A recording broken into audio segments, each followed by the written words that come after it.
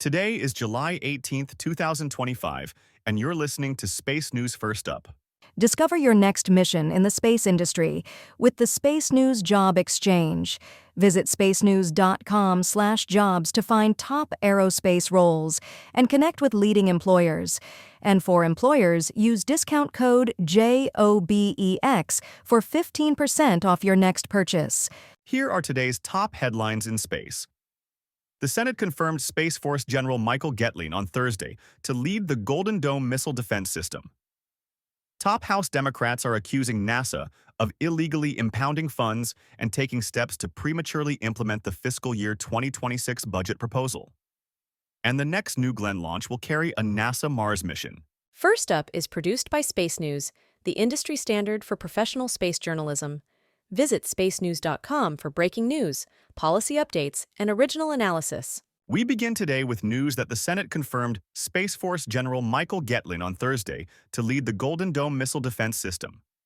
Guetlein's confirmation, which came 2 months after Trump nominated him, marks a key milestone for the administration's ambitious plan to create an orbital missile defense shield that would protect the continental United States from ballistic, hypersonic, and cruise missile threats. Guetlein had been Vice Chief of Space Operations at the Space Force, and the White House nominated Lieutenant General Sean Bratton earlier this week to move into that role. Top House Democrats are accusing NASA of illegally impounding funds and taking steps to prematurely implement the fiscal year 2026 budget proposal. In a letter this week to Sean Duffy, the new acting administrator of NASA, the ranking members of the House Science Committee and its Space Subcommittee, Representatives Zoe Lofgren, Democrat California, and Valerie Foushee, Democrat North Carolina, argued that agency officials are attempting to override Congress's rightful authority over NASA's budget through measures such as impounding funds appropriated for fiscal 2025 and implementing elements of the 2026 budget proposal before Congress acts on it. That includes canceling a planned upgrade to the Alpha Magnetic Spectrometer instrument on the ISS, and blocking press releases about milestones from missions slated for cancellation. While the White House proposed a nearly 25% cut in NASA's budget for 2026, House and Senate spending bills would instead keep overall agency funding flat. The next New Glenn launch will carry a NASA Mars mission. Blue Origin said Thursday that the NG-2 mission of New Glenn will carry Escapade, a mission featuring a pair of small sats that will go to Mars to study how the solar wind interacts with the planet's magnetic field. Escapade was the original payload for the first New Glenn launch, but taken off that flight because of delays with the launch vehicle. The launch will also carry a technology demonstration payload from Viasat as part of NASA's Communication Services project.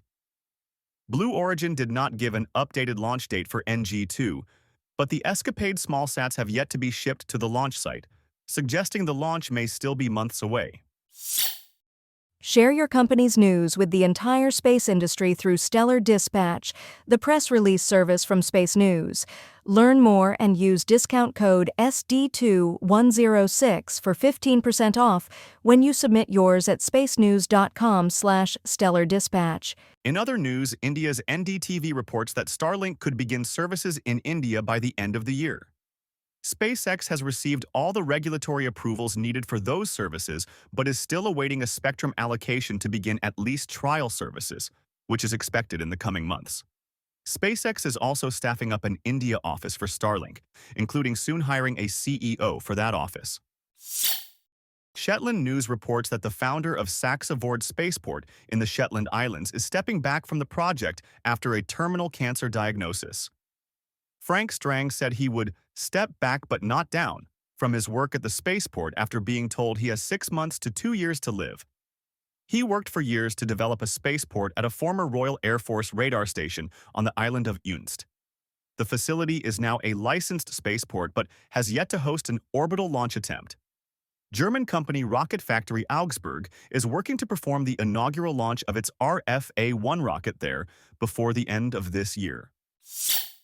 Space.com reports that a Chinese study finds that water and oxygen could be extracted from lunar soil, but not everyone is convinced it is feasible. A study by Chinese researchers using a lunar sample from the Chang'e 5 mission found that water could be extracted from lunar soil and then combined with carbon dioxide to produce oxygen and methane.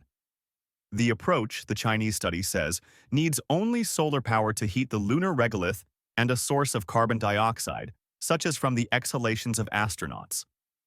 However, one American researcher has raised questions about the effectiveness of this technique, including the efficiency of heating the regolith and whether astronauts could provide enough carbon dioxide.